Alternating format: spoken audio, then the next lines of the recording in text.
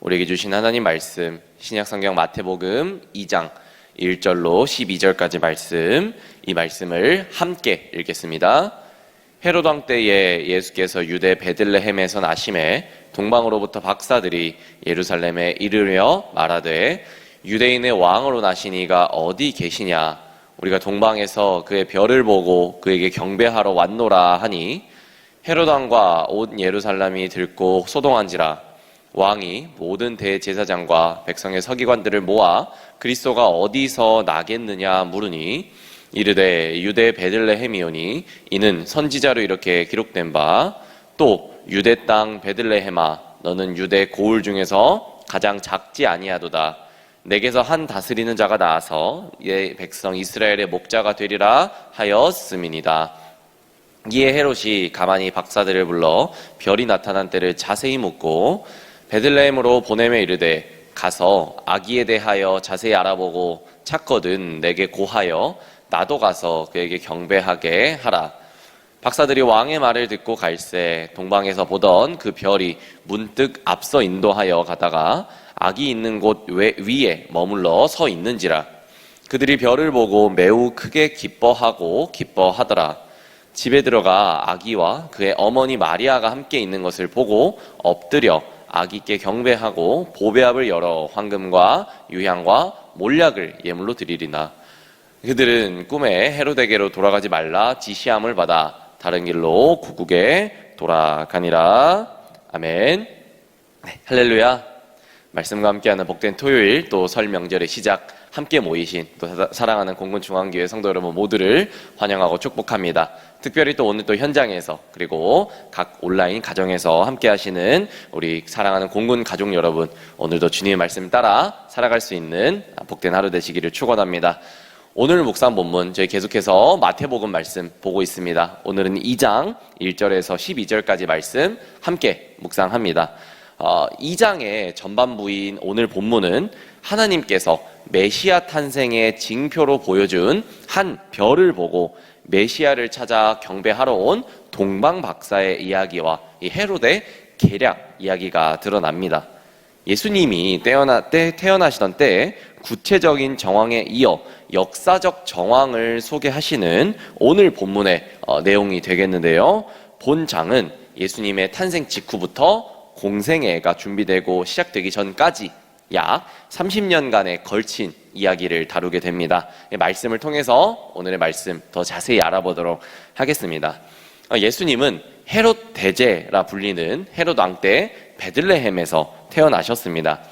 동방으로부터 온 박사들은 점성술사들로서 왕의 탄생을 알리는 별을 따라서 예루살렘에 와서 유대인의 왕으로 태어나신 이가 어디에 계신지 물어봤습니다.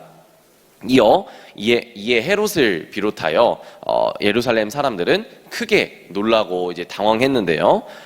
헤롯이 이제 엄연히 왕으로서 이제 유다를 다스리고 있었는데 새로운 왕이 어디 계시냐라고 이 동방 박사들이 물어보았기 때문이죠. 당황한 헤롯은 서기관들과 대제사장들을 불러 모아서 그리스도가 어디서 태어났는지를 묻게 됐고 또 대제사장과 서기관들은 유대 땅 베들레헴에서 그리스도가 태어나실 것이다 라는 이 미가서 5장 2절의 구약 예언을 인용하며 베들레헴이라고 이제 답합니다. 그 미가서 5장 2절의 인용의 말씀이 바로 오늘 말씀 5절과 6절의 말씀인데요. 5절과 6절의 말씀을 한번 다시 읽겠습니다. 함께 읽겠습니다. 이르되 유대 베들레헴이오니 이는 선지자로 이렇게 기록된 바 또 유대 땅 베들레헴아 너는 유대 고을 중에서 가장 작지 아니하도다. 내게서 한 다스리는 자가 나와서 내 백성 이스라엘의 목자가 되리라 하였음이니이다. 아멘. 네, 여러분. 그러나 이 대답 속에서 우리는 대제사장과 서기관들의 모순을 발견할 수 있어야겠습니다. 여러분들이 잘 아시는 것처럼 대제사장들과 서기관들은 분명히 엄청나게 풍부한 성경 지식을 가진 그런 이제 지혜자들이었죠.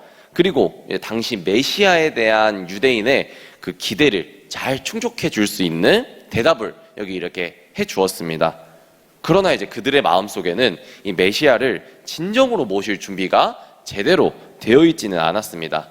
즉 메시아의 오심을 이제 말로서는 예언을 했지만 결국에 메시아를 배척하는 모순을 이제 범하고 말죠.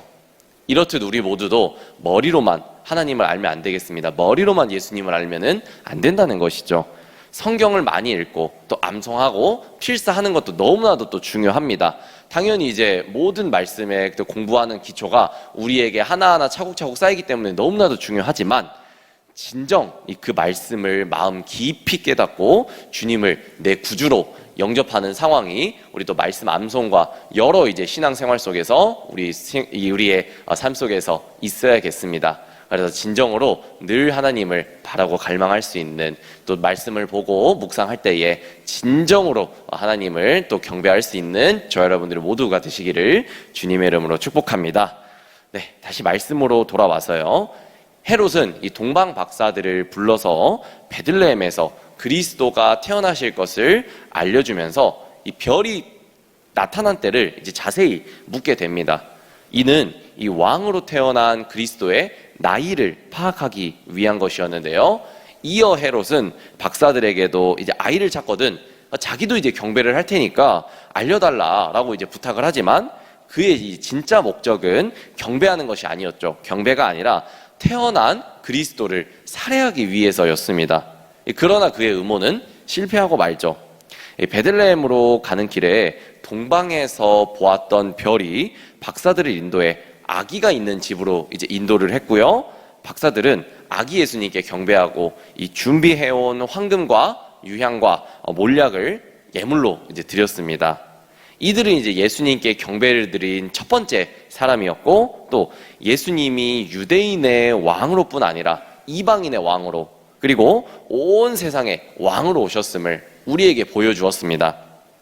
아기 예수님을 경배한 박사들은 꿈에서 헤롯에게 돌아가지 말라라는 지시를 받고 왔던 길이 아닌 이 다른 길을 통해서 고국으로 돌아가게 됩니다. 동방에서 그들을 베들레헴까지 인도하신 하나님이 그들이 되돌아간 길도 인도하신 것이죠. 자, 여기까지가 우리가 너무나도 이제 잘 알고 있는 동방박사 이야기입니다. 저희가 사실 모르는 분들이 없을 정도로 너무나도 당연한 이제 내용이었죠. 이 동방박사 이야기를 나누는데 저희는 이제 이 당연한 듯한 동방박사 이야기를 나누면서 조금 더 깊숙하게 핵심을 파악할 필요가 있습니다. 저희가 너무나도 잘 알고 있는 동방박사 이야기를 나누면서의 핵심은 예수님께서 이 땅에 새로운 나라, 그리고 하나님 나라를 가져오시는 진정한 왕으로 다시 오셨다는, 예수님께서 오셨다는 것이지요. 진정한 왕이신 예수님의 출생에 오늘 본문은 이 사람들이 보여주는 두 가지 반응이 나타나는데요. 첫 번째 반응은 동방박사들이 보여준 반응입니다. 그들의 왕이신 예수님께 보인 반응은 경배였지요. 또 둘째는 헤롯이 보여준 반응이었습니다. 그가 왕이신 예수님께 보인 반응은 적대감과 거부감이었죠. 그럼 왜 헤롯은 이렇게 그와 같은 거부와 적대 반응을 보였을까요? 그것은 바로 이제 자신의 왕됨을 포기하고 싶지 않았기 때문입니다. 그랬기 때문에 그는 이제 예수님을 죽여서라도 자신의 왕됨을, 자신의 왕권을 계속 지키려 했던 것이죠. 종교 지도자들과 서기관들도 사실은 헤롯과 별반 다를 것이 없었습니다. 그들은 메시아가 베들레헴에서 태어날 것이라는 예언을 알고 또 지혜롭게 또 대답했음에도 불구하고 그들은 동방박사들처럼 왕으로 태어나신 예수님을 경배하러 가지 않았습니다. 아까 강조했던 것처럼 우리는 이 머리로만 아는 하나님이 아닌 가슴으로, 우리가 진정으로 믿는 하나님을 모셔야만이 진정으로 하나님을 믿는다라고 우리가 진정으로 고백할 수 있는 것이죠. 네, 사랑하는 성도 여러분, 오늘 설교 말씀 속에 이 동방박사 그리고 헤롯, 그럼 서기관 이야기는 거의 우리가 모르는 사람이 없습니다. 어렸을 때부터 우리가 다 배우는 내용이고요. 또 신앙의 연수가 쌓일수록 너무나도 이제 당연한 이야기로 들릴 수도 있죠. 그러나 오늘 말씀을 통하여 이 말씀을 강조하는 이유가 무엇이겠습니까? 그것은 바로 우리가 이 헤롯처럼 또 서기관처럼 그의 시각을 가지고, 헤롯과 서기관의 시각으로 주님을 보지 않았나 돌아보기 위함입니다. 당연하겠지만 여기 모인 우리 모두는 헤롯처럼 그리고 서기관처럼 예수님을 거부하거나 예수님에게 적대적인 반응을 보이는 사람은 없을 것입니다.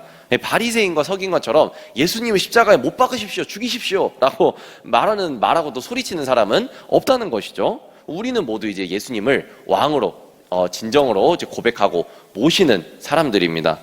그러나 여러분, 우리가 입술의 고백으로만 끝나서는 안 되고 그것이 삶과 순종과 또 경배로 이어나가야만 합니다.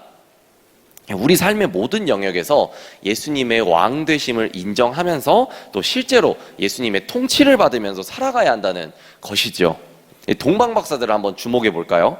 이 동방박사들은 먼 동방나라에서 아기 예수께 이제 경배하기 위해 찾아오지 않았습니까? 그들이 이제 어둠을 뚫고 지금처럼 도로가 잘 돼 있는 것도 아니었을 거고요. 지금처럼 가로등이 또 잘 있는 것도 아니지 않았겠습니까? 어둠을 뚫고 먼 길을 찾아와서 아기 예수께 경배한 사실은 우리 성도들이 살아가야 할 인생의 축소판이라고 해도 과언이 아닙니다. 오늘 본문 2절 말씀 한번 보면은 동방박사들은 이제 별을 따라 유대까지 왔다고 하잖아요. 그런데 동방박사들은 유대까지 찾아가는 지도나 또 길잡이를 고용하지 않고 정말로 별 하나만 보고 유대까지 갔습니다. 우리가 이제 동방박사 이야기는 너무나도 많이 들어봤지만 얼마나 이제 거리를 갔는지, 현대 시대에 얼마나 거리를 갔는지는 생소하죠. 현재 이제 이란에서 이제 베들레헴까지 거리는 약 2,000km 정도나 된다고 합니다. 그러니까 낙타를 타고 하루에 10km 정도 간다고 하면은 얼마나 가겠습니까? 약 200일 정도를 이제 쉬지 않고 가야 하는, 그것도 이제 편도로 가는 겁니다. 약 200일 정도 가야 하는 너무나도 이제 어마어마한 이제 여정이지요. 이 여정을 동방박사들은 지도를 보고 찾아갔던 것도 아니고요, 길잡이를 고용해서 갔던 것도 아니고 정말로 이 별 하나만 보고 따라갔던 것입니다. 여러분, 그러나 그들에게 믿음이 없었을까요? 민수기 24장 17절에 말씀하는 역사상 나타나지 않는 새 별이 나타날 것이다 라는 이 민수기 24장 17절의 구약 예언을 믿고 이 동방박사는 아기 예수를 찾아간 것이죠. 우리 여러분 또한 인생 여정을 떠날 때에 앞길이 보이지 않아서 너무나도 캄캄하고 너무나도 막막할 때가 너무나도 많이 있습니다. 우리가 흔히 인생은 경험이 나의 길잡이가 되어준다, 우리 세상 사람들이 이제 그렇게 얘기하지 않습니까? 그러나 우리 믿는 신앙인이라면 우리의 경험이 아무리 풍부하고 또 지식과 재물이 많다 하더라도 그것이 우리의 인생의 성공을 보장해주지 않는다라는 사실을 우리가 너무나도 잘 알고 있습니다. 동방박사들 또한 이 유대에 이르게 되자 더 이상 이제 별의 인도를 받지 않고 곧장 예루살렘의 왕궁으로 향했다고 합니다. 그 결과 어떻게 됐습니까? 예수님을 만나지도 못했고요. 예루살렘에 큰 소란이 일어났고 또 나아가서 베들레헴과 그 주변의 갓난아기들이 다 죽게 되는 너무나도 안타까운 비극이 펼쳐지지 않았습니까? 우리가 주님을 끝까지 의지하지 못하고 다른 것을 바라볼 때 일어나는 결과가 바로 이것입니다. 여러분, 그리스도께 이르는 길은 그리스도의 빛을 따라가는 길밖에 없음을 우리가 늘 마음속에 깊이 묵상하고 나아가야 될 줄 믿습니다. 또 하나는 우리도 동방박사들처럼 늘 길을 떠나는 사람들이라는 겁니다. 무슨 말입니까? 이제 오늘의 설 연휴가 이제 시작이 되었습니다. 그래서 특별히 온라인에서 또 함께 많은 가정도 함께 하고 계시는데요. 설을 맞아서 우리는 이제 여러 지역으로 흩어집니다. 흩어지신 분도 계시겠지만요. 흩어질 때에 우리는 이제 때에 따라서 이제 믿는 가문, 예수님을 믿는 가문으로 갈 수도 있고 또 믿지 않는 가문에서 설을 보낼 수도 있습니다. 또한 이제 믿지 않는 가정이 이제 우리 가정에 찾아온 경우도 있을 수도 있죠. 그러할 때에 우리 그리스도인들은 한 가지 시험이 이제 주어지게 됩니다. 바로 믿음을 지키느냐, 믿음을 못 지키느냐에 대한 시험이라는 것이죠. 설 명절에 여러 가족이 만나게 됩니다. 코로나도 이제 정말로 많이 풀렸기 때문에 이제 너무나도 이제 많은 인원들과 함께 만날 수가 있지요. 설 명절에 여러 가족이 모여서 이제 반가운 인사를 나누나 즐거운 모임에 취해서 우리 주일도 잊어버리고 예배를 쉬는 죄를 범해서는 안 되겠습니다. 무엇보다 이제 종교가 달라가지고 예배드리지 못하는, 예배를 정말 원활하게 드릴 수 없는 가정이라면 정말 우리가 주일을 기도로서 너무나도 많이 준비를 하고 함께 또 설날에 연휴를 또 보내야 되겠습니다. 특별히 아직까지도 좀 제사를 드리는 또 가정이 있다면 정말 기도하고 정말로 기도를 많이 하고 그 가문과 그 정말 악한 세대가 끊어질 수 있도록 많이 기도하고 또 설날을 준비해야 되겠지요.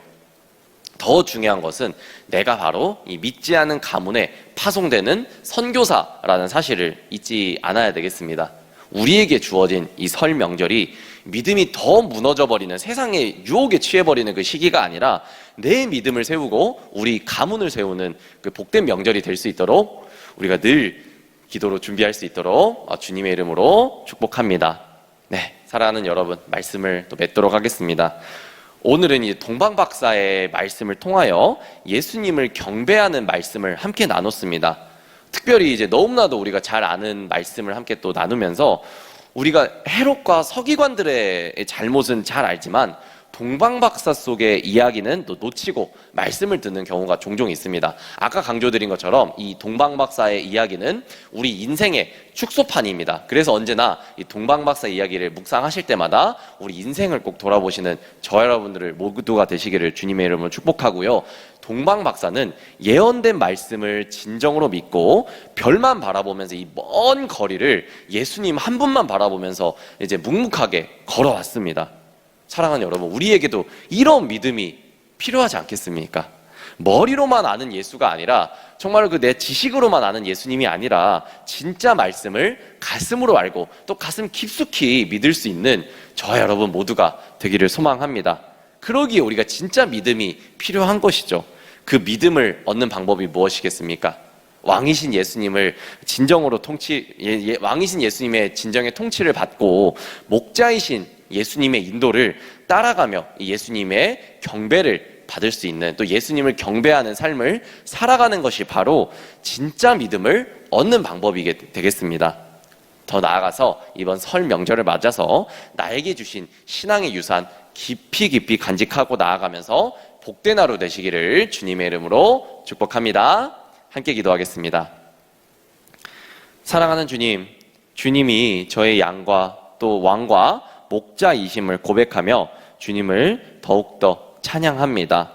헤롯처럼 주님의 왕되심을 거부하거나 종교 지도자들처럼 주님의 왕되심을 알고도 경배하지 않는 사람이 되지 않게 하시고, 동방박사들처럼 왕이신 예수님을 또 왕이신 주님을 환영하고 기뻐하며 경배하며 살게 하여 주시옵소서. 주님, 별을 따라갔던 동방박사들처럼 우리도 늘 주님 한 분만 바라보며 나아갈 수 있도록 도와주시며 늘 주님께만 경배 올려드릴 수 있는 우리의 복된 삶의 자리 될 수 있도록 주님 인도하여 주시옵소서. 살아계신 예수님 이름으로 감사히 기도드렸습니다. 아멘.